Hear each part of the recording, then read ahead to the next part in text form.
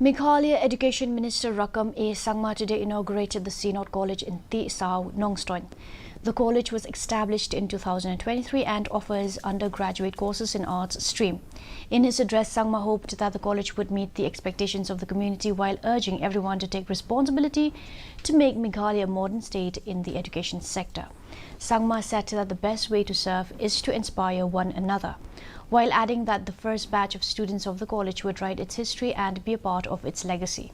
The inauguration ceremony was attended by a large number of people, including advisor of the Education Department, H.M. Shampliang. The best way forward for our service is not to instruct, not to command, but the teaching of this word today is to inspire one another. I believe this synod, this college, this church, and its institutions, and every students will inspire the world in the days to come.